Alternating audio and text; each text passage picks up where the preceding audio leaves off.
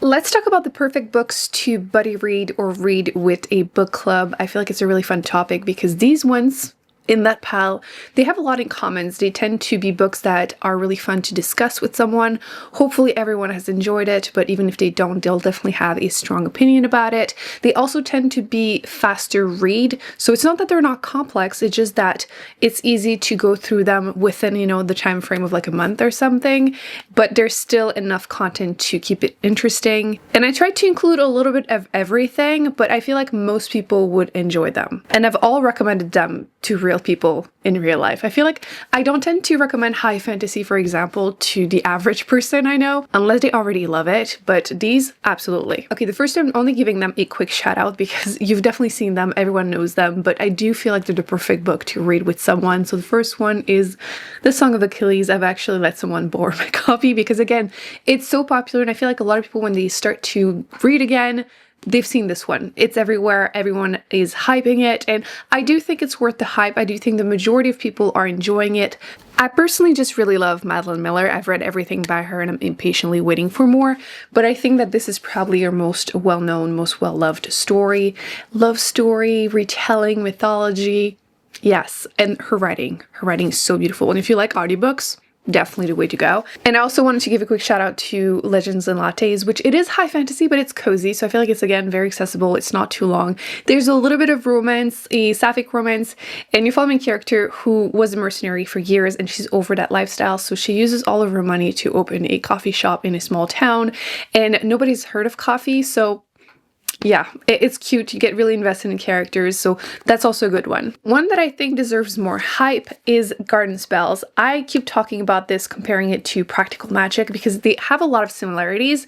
It is, again, fantasy cozy. In this one, you have these two sisters. The youngest one, left a small town because of the gossip, and there's a little bit of DV. It's not super detailed, so there's no huge trigger warning, but she makes it back to town to hide away, and you have this little town vibes. You have the complicated relationship, a little bit of the family history with the magic, and I just really enjoyed it. There is a romance and it was just really cute. I liked the apple tree that is actually like sentient kinda throwing apples to people. And yeah, quick read, good vibes. This is a really good one for the summer and fall, so would highly recommend this one if you enjoyed the movie Practical Magic. I feel like the movie was better than the book, but if you want to read a book version, I would go with this one instead. I've made a few people read that one and they loved it too. The next one reads like an action movie, which they're not even really my thing, but it just worked, and it is Reasonably Tears. I've actually been describing this as the perfect dad recommendation, which obviously I'm not a dad, I still loved it, but every time again someone asks me, what book should I recommend for my husband, my dad, brother, whatever, this is it. This is it. The main characters, two of them are fathers. Their sons were murdered. They were married together. And the dads are a little bit morally gray. They both went to prison in the past. And like I said, they were homophobic. And they're a little rough around the edges. Let's just go with that. But they ended up having to team up together, reluctantly, because the police didn't really do their job. So they are seeking answers. They're seeking vengeance. So definitely like a pretty violent book, but it's definitely worth it because again, you just can't help but root through them. So highly recommend this one. Again, super readable. It's not super long, but you will not be able to put it down. So highly recommend that one. A book that came out last year that has definitely been in book clubs because it says so on the cover, and I completely understand because once again, it's perfect for it. I read it in December because it was starting to get some hype and it completely deserves it. So if you've seen it around, I'm telling you, read it. And again, read it with someone because there's just so much things you can discuss with this one. So The Wedding People. The story is interesting, the premise. You have the main female character. She ends up going to this hotel that she wanted to go to. It's like a fancy place. But when she gets there, it turns out there's a wedding going on. So she wasn't supposed to be allowed to. The thing is, she's there to actually end her life, and the bride finds out and she's not into that, obviously don't want to ruin her special day, so chaos ensues. And it does feel a bit at time when the way I'm describing it, yes, it's a little depressing, but it almost reads like I've been calling it like a fancy chick lit just because they're obviously deeper conversations, but it reads really fast, like what I associate with those summer reads, like beach read kind of books. But the character is a professor at university, so again, there are some deeper discussions about depression and finding yourself lost and other things that I can't really spoil. But yeah, you just again start rooting for the characters, both of them, which their goals are obviously diametrically opposed, but ultimately I found it kind of hopeful. Like the hope was definitely a theme in the book, and yeah, it was great. I've been recommending this to people also, and when they actually read it, I do have conversations with them because again, this is the perfect book club book. Oh, also it's supposed to be made into a movie, and I am excited for it. Another book I've definitely raved about and it deserves all the hype is 10 minutes 38 seconds in this strange world. This one is definitely a bit more sad, but emotions are good. I mean, you want to talk about this with people. This one, it starts rough. The main female character was a sex worker and she is left for dead next to a dumpster. And for 10 minutes and 38 seconds, her brain is still working and you get flashbacks of her life, what brought her to that point, the important people in her life. And then that's for most of the book. And then you switch point of view and you start following these people that were so important to her and the consequences of the grief. And it gets a little bit magical realism, a little bit, but it's usually not really my thing. And I love this book. And again, I feel like when I was going through this, the trauma, I wanted to be able to talk about it with someone. So I feel like you need a buddy to actually read this. Also, her writing is beautiful. Another one that I think would be perfect is this one. This is Kim Ji-young, born in 1982. I actually added this to my own TBR after seeing Irene from Red Velvet. I don't remember if she had mentioned it or if she was just seen reading it, and there was this huge scandal. Her male fans were like burning her pictures because of that, which a little excessive, but it's because this is considered a feminist book, and obviously that's something that a lot of us will relate due to the story. So you follow the main character in the beginning, her family, her husband and his family mainly, are feeling that she's not doing well, that she seems a little depressed and unhappy, even though she has done, you know, everything that was expected of her. She got married, she had babies, and you kind of see flashbacks again of events of her life, and it discusses again, a lot of situation that we have been through growing up, and specifically what happens in Korea, which I feel like a lot of people, maybe because of K-pop and like K-dramas, they don't necessarily realize that South Korea is very conservative. So the patriarchy is heavy, and it goes into more details in here. I only want to warn that the writing seems a bit dry. And I wasn't sure if it was a translation or something, but then I feel like the ending kind of explains it away. Don't want to spoil it. So if you're not sure how you feel about it, I would say push through. It's definitely worth it. And again, it's super, super short. So definitely pack though with important topics that you will want to discuss, and yeah, a bit more serious, but in a good way.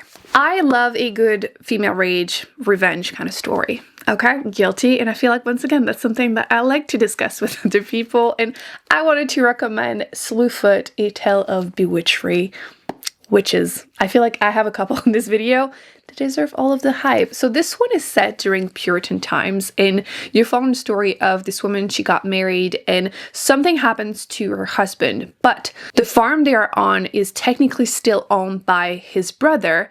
And whenever her husband passes away, he wants to take the land back. She doesn't want to. Back in the day, not easy to try and fight back. So a lot happens, and then, you know, magic start happening. It's a revenge story. There's one scene with the cat, just, you know, warning. But otherwise, this was great. I really enjoyed it. And again, I feel like that's something that you will want to discuss with someone. You also get pictures in the book, which are drawn by the author, which I thought was cool.